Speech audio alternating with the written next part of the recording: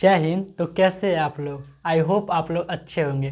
Crash course के इस series में आप सभी का स्वागत है। आज के इस क्लास में हम लोग 10 क्लास के जियोग्राफी के चैप्टर 1 भारत संसाधन एवं प्राकृतिक संसाधन, इस चैप्टर का जितना भी इम्पोर्टेंट पॉइंट है वो आप लोगों को बताकर कंप्लीट कर दिया जाएगा, ठीक है, जो हमारे एग्जाम के लिए बहुत ज़रूरी है। इस पॉइंट से हमारे पास ऑब्जेक्टिव और सब्जेक्टिव भी पूछा जाता है।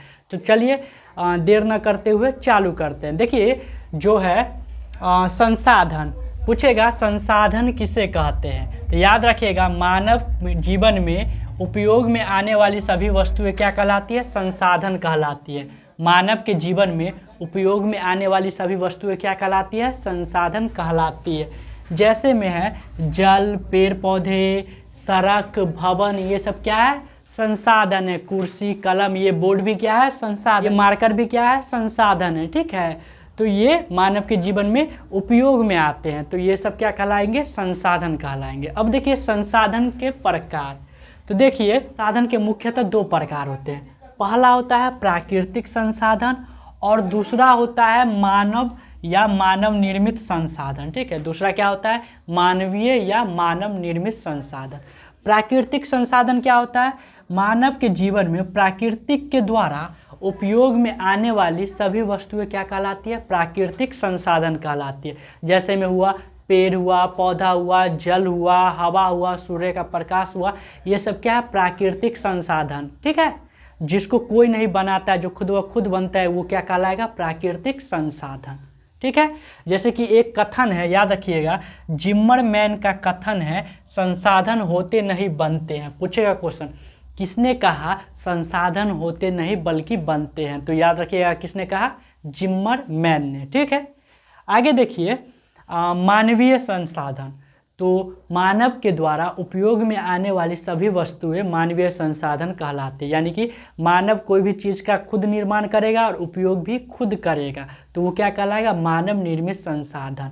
जैसे ये बोर्ड है, ये बोर्ड कोई मानव बनाया होगा और इसका उपयोग हम ही ना कर रहे हैं, तो ये क्या कहलाएगा? मानव निर्मित संसाधन। चाहे सड़क हो, चाहे भवन हो, चाहे कुर्सी हो, चाहे टेबल हो, तो ये सब क्या है? मानव निर्मित संसाधन है, ठीक है। आगे देखिए उपयोगिता के आधार पर प्राकृतिक संसाधन के दो प्रकार होते हैं। कितने होते हैं? दो। पहला होता है नवीकरणीय संसाधन, दूसरा होता है अनवीकरणीय संसाधन। तो नवीकरणीय संसाधन क्या होता है? वैसा संसाधन जिसको एक बार उपयोग करने के बाद पुनः दोबारा उपयोग कर सकते हैं, उसे नवीकरणीय संसाधन कहते हैं। जैसे में क्या होगा? हवा। जैसे हम एक बार सांस लेते हैं तो दोबारा भी सांस लेते हैं, तिबारा भी सांस लेते हैं, तो बार बार यूज करते हैं। उसके बाद जल, एक बार उपयोग करने के बाद दोबारा भी करते हैं, तिबारा भी करते हैं, बार बार करते हैं। जल हुआ, सूर्य का प्रकाश हुआ, ये सब क्या है? नवीकरणीय संसाधन। तो आगे देखिए अनवीकरणीय संसाधन। अनवीकरणीय संसाधन क्या होता है? वैसा संसाधन जिसका एक बार उपयोग करने के बाद दोबारा उपयोग नहीं कर सकते हैं, उसे हम लोग क्या बोलेंगे? अनवीकरणीय संसाधन बोलेंगे, ठीक है। जैसे में क्या हो जाएगा? जैसे में हो जाएगा कोयला, पेट्रोलियम, ठीक है। तो ये सब क्या है? अनवीकरणीय संसाधन है। बताइए, अगर बाइक में एक बार डीजल या पेट्रोल डलाने के बाद वो हमेशा चलता है? नहीं चलता है, वो ख़त्म हो जाता है, फिर दोबारा जाकर बाइक में डीजल या पेट्रोल डालना पड़ता है, ठीक है। तो ये हमारा क्या हो जाएगा? अनवीकरणीय संसाधन, ठीक है। आगे देखिए नवीकरणीय संसाधन को जो है ना, सो दो भागों में बांटा गया है। कितने भागों में? दो। पहला है सततपोषी संसाधन। क्या है? सततपोषी संसाधन।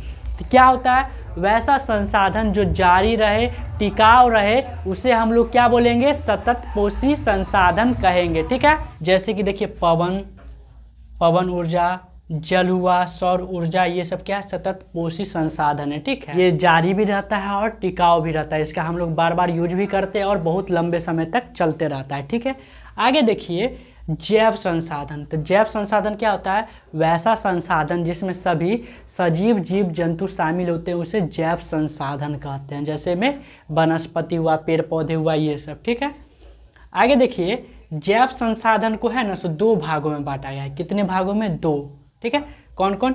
प्राकृतिक वनस्पति और वन्य जीव, ये है जैव संसाधन के प्रकार। ठीक है, अब देखिए अनवीकरणीय संसाधन के कितने प्रकार होते हैं, तो 2 प्रकार होते हैं। ठीक है, पहला देखिए पुनः चक्रीय संसाधन, जिसको हम लोग रिसाइकलिंग भी बोल सकते हैं, मतलब वैसा संसाधन जिसको हम एक बार उपयोग करने के बाद उसको पुनः दोबारा उपयोग में ला सकते हैं, उसे पुनः चक्रीय संसाधन कहते हैं, जैसे धातु हुआ। ठीक है, अचक्रीय संसाधन क्या होता है, वैसा संसाधन जिसको हम एक बार उपयोग करने के बाद पुनः उपयोग में नहीं ला सकते, उसे अचक्रीय संसाधन कहते हैं। जैसे में जीवाश्म ईंधन, जीवाश्म ईंधन में क्या आ जाता है, कोयला आ जाता है, पेट्रोल आ जाता है, डीजल आ जाता है। ठीक है, अब इधर आइए, मानव संसाधन को स्वामित्व के आधार पर कितने भागों में बांटा गया है, तो 4 भागों में। कितने भागों में, 4 भागों में। ठीक है, पूछेगा मानव संसाधन के कितने प्रकार होते हैं, तो 4 स्वामित्व के आधार पर। कौन कौन, व्यक्तिगत संसाधन। अच्छा, व्यक्तिगत संसाधन क्या होता है, तो देखिए वैसा संसाधन जिसमें किसी निजी व्यक्ति के पास उसका अधिकार रहता है, उसे व्यक्तिगत संसाधन कहते हैं। जैसे कि तालाब हुआ, कुआं हुआ, बगीचा हुआ, ये कोई किसी व्यक्ति के पास उसका निजी अधिकार होगा। जैसे मेरा तालाब है तो हम ही उपयोग करेंगे, किसी दूसरे को उपयोग नहीं करने देंगे, तो वो होगा व्यक्तिगत संसाधन। दूसरा है सार्वजनिक संसाधन। क्या है, सार्वजनिक संसाधन। सार्वजनिक संसाधन क्या होता है, वैसा संसाधन जिसका उपयोग सभी धर्म और सभी लोग कर सकते हैं, उसे सार्वजनिक संसाधन कहते हैं। देखिए सार्व मतलब क्या होता है, सभी, और जनिक मतलब लोग, सभी लोग उपयोग कर सकते हैं, उसे सार्वजनिक संसाधन कहते हैं। जैसे मंदिर हुआ, विद्यालय हुआ। ठीक है, ये सब सार्वजनिक संसाधन कहलाते हैं। अगला जो है राष्ट्रीय संसाधन। तो राष्ट्रीय संसाधन क्या होता है, वो देखिए समुद्र तट से 200 किलोमीटर क्षेत्र तक आर्थिक अपवर्जक क्षेत्र कहलाता है। ये हमारा क्या हो जाएगा, राष्ट्रीय संसाधन कहलाता है। ठीक है, और उसके बाद है अंतर्राष्ट्रीय संसाधन। अब देखिए अंतर्राष्ट्रीय संसाधन क्या होता है, तो समुद्र तट से 200 किलोमीटर क्षेत्र दूरी के आगे का संसाधन क्या कहलाएगा, अंतर्राष्ट्रीय संसाधन कहलाएगा। ठीक है, एक चीज और याद रखिएगा, उत्पत्ति के आधार पर प्राकृतिक संसाधन के कितने प्रकार होते हैं। उत्पत्ति के आधार पर प्राकृतिक संसाधन के कितने प्रकार होते हैं, उत्पत्ति के आधार पर प्राकृतिक संसाधन के कितने प्रकार होते हैं, तो 2। कौन कौन, जैव और अजैव। जैव और अजैव। जैव संसाधन किससे कहते हैं, तो वैसा संसाधन जिसमें सभी सजीव जीव जंतु शामिल हो, उसे जैव संसाधन कहते हैं। जैसे में पेड़ पौधे, वन्य जीव, ये सब। ठीक है, अजैव संसाधन क्या होता है, वैसा संसाधन जिसमें निर्जीव जीव जंतु शामिल हो, उसे अजैव संसाधन कहते हैं। जैसे में कुर्सी हुआ, टेबल हुआ, ये सब अजैव संसाधन हैं। ठीक है, तो आगे देखिए विकास के आधार पे संसाधन के प्रकार। तो विकास के आधार पे संसाधन के कितने प्रकार होते हैं, 4 प्रकार होते हैं। कौन कौन होते हैं, सो देखिए संभावित संसाधन, विकसित संसाधन, भंडार संसाधन, संचित कोष संसाधन। तो देखिए संभावित क्या होता है, भविष्य में उपयोग में आने वाले संसाधन को हम लोग क्या बोलेंगे, संभावित संसाधन कहते हैं। ठीक है, उसके बाद देखिए उपलब्ध तकनीक से उपयोग करने लायक संसाधन को हम लोग क्या बोलेंगे, विकसित संसाधन बोलेंगे। ठीक है, भंडार संसाधन क्या होता है, उपयुक्त तकनीक के अभाव में वर्तमान में उपयोग में नहीं आने वाला संसाधन भंडारण संसाधन कहलाता है। ठीक है, उसके बाद देखिए भंडार संसाधन का संचित रूप ही क्या कहलाता है, संचित कोष संसाधन कहलाता है। ठीक है, अब देखिए संसाधन नियोजन।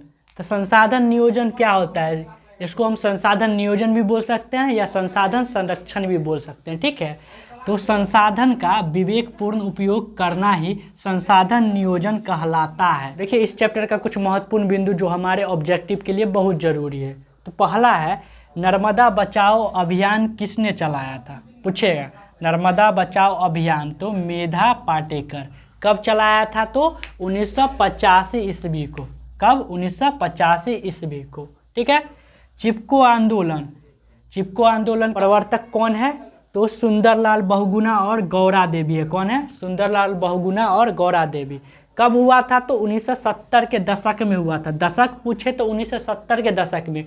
और ईस्वी पूछे तो 1973 ईस्वी में, ठीक है। कहाँ हुआ था? तो उत्तराखंड में। कहाँ? उत्तराखंड में, ठीक है।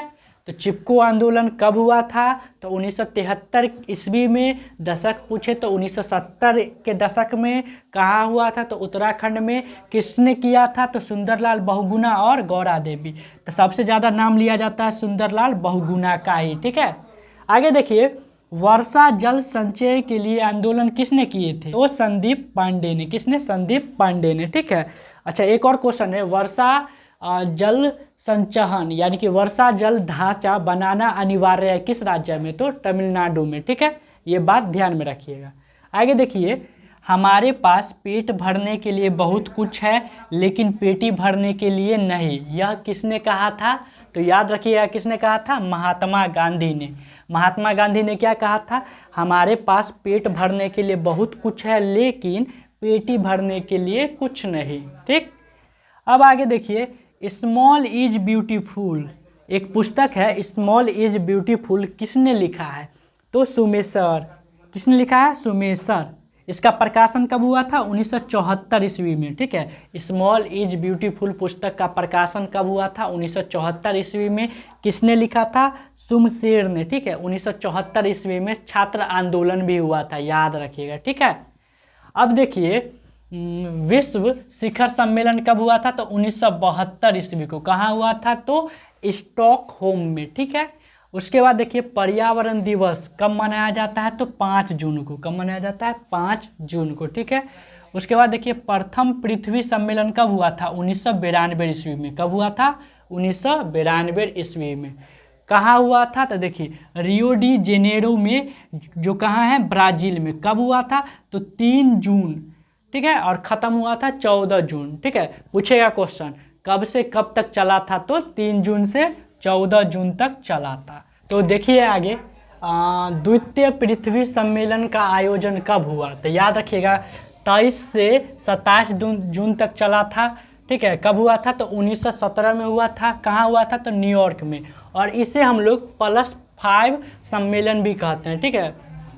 पूछा जाएगा क्वेश्चन कि द्वितीय पृथ्वी सम्मेलन को और किस नाम से जाना जाता है? तो +5 सम्मेलन के नाम से भी जाना जाता है। अब देखिए, क्योटो सम्मेलन कब हुआ था? तो दिसंबर 1917 ईस्वी को क्योटो सम्मेलन हुआ था, ठीक है। उसके बाद देखिए, तृतीय पृथ्वी सम्मेलन का आयोजन कब हुआ था? तो 26 अगस्त से 4 सितंबर तक 2002 में हुआ था। कहाँ? जोहान्सबर्ग में हुआ था, ठीक है।